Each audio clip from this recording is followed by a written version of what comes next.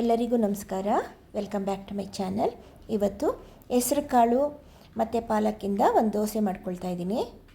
ಅದಕ್ಕೆ ನೋಡಿ, ಒಂದು 3/4 ಕಪ್ ಹೆಸರು ಕಾಳು, ಆಮೇಲೆ ಒಂದು ಅರ್ಧ ಕಪ್ ಅಕ್ಕಿ, ಆಮೇಲೆ 1-2 ಸ್ಪೂನಷ್ಟು ಕಡಲೆಕಾಯಿ. ಇದಿಷ್ಟು ಇವಾಗ ಪಾತ್ರೆಗೆ ಹಾಕ್ಕೊಂಡು ತೊಳೆದ್ಬಿಟ್ಟು ನೆನೆ ಹಾಕ್ಕೊಳ್ಳೋಣ. ಇದು ನಾನು ಓವರ್ ನೈಟ್ ನೆನೆ ಹಾಕ್ಕೊಳ್ತಾ ಇದ್ದೀನಿ. ಚೆನ್ನಾಗಿ 2 ಸಲ ತೊಳೆದ್ಬಿಟ್ಟು ಇದನ್ನು ಒಳ್ಳೆ ನೀರಲ್ಲಿ, ಕುಡಿಯೋ ನೀರಲ್ಲಿ ನೆನೆ ಹಾಕ್ಕೊಳ್ಳೋಣ.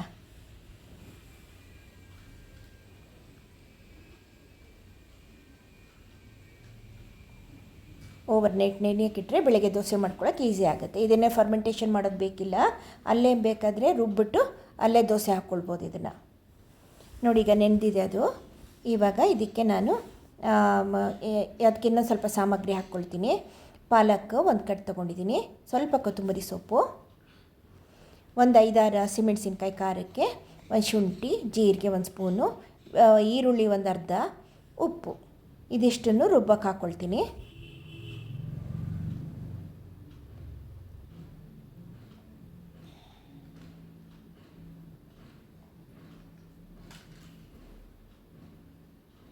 ಈಗ ಒಂದು ಮಿಕ್ಸರ್ ಜಾರ್ಗೆ ಇದನ್ನೆಲ್ಲ ಕಾಳುಗಳೆಲ್ಲ ಹಾಕ್ಕೊಂಡಿದ್ದೀನಿ. ಈಗ ಇದನ್ನೆಲ್ಲನೂ ಹಾಕ್ಬಿಟ್ಟು ಇವಾಗ ನೈಸಾಗಿ ಪೇಸ್ಟ್ ಮಾಡ್ಕೊಂಡು ಬರ್ತೀನಿ. ಇವಾಗ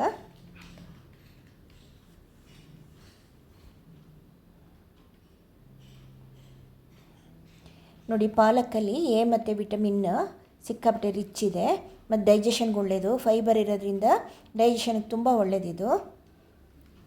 ಹೆಸರು ಕಾಳು ಎಲ್ರಿಗೂ ಗೊತ್ತಿರೋಂಗೆ it's very rich in protein.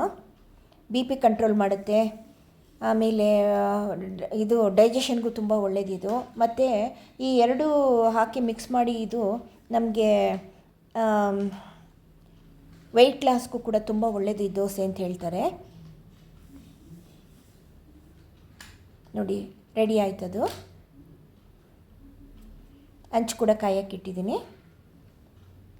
ಈಗ ಇದು ತೆಳ್ಳಗೆ ಬೇಕಾದ್ರೂ ಮಾಡ್ಕೊಳ್ಬೋದು, ಇಲ್ಲ ದಪ್ಪ ಸೆಟ್ ದೋಸೆ ಥರನಾರು ಮಾಡ್ಕೊಳ್ಬೋದು. ತೆಳ್ಳಗೆ ಮಾಡಿಕೊಂಡ್ರೆ ನಿಮಗೆ ಗರ್ಗರಿಯಾಗಿ ಬರುತ್ತೆ ದೋಸೆ. ಚಟ್ನಿ ಜೊತೆಗೆ ಸರ್ವ್ ಮಾಡ್ಕೊಳ್ಬೋದು ಇದನ್ನು.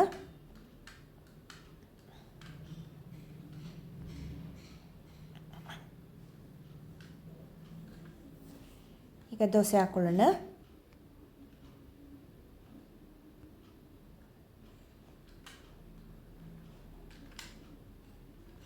ನಾನು ತೆಳ್ಳಗೆ ಸ್ಪ್ರೆಡ್ ಮಾಡ್ಕೊಳ್ತಾ ಇದ್ದೀನಿ.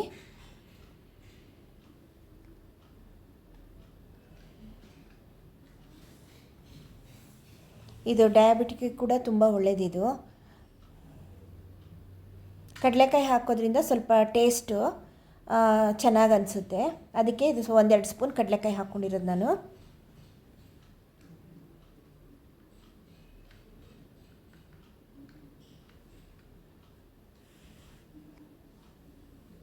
ಬೇಕಾದ್ರೆ ಇದಕ್ಕೆ ನೀವು ರುಬ್ಬುವಾಗ ಒಂದು ಸ್ವಲ್ಪ ಕಾಯಿ ಕೂಡ ಹಾಕ್ಕೋಬೋದು, ಅದು ಕೂಡ ಟೇಸ್ಟ್ ಎನ್ಹಾನ್ಸ್ ಮಾಡುತ್ತೆ.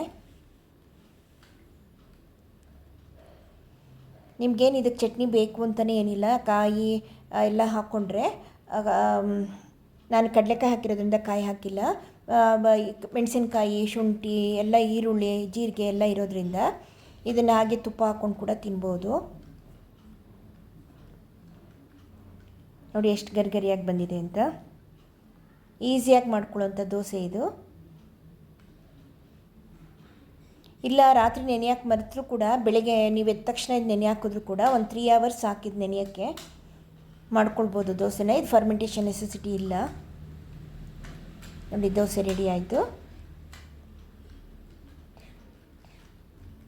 ನೋಡಿ, ನೀವು ಕೂಡ ಟ್ರೈ ಮಾಡಿ. ಓಕೆನಾ?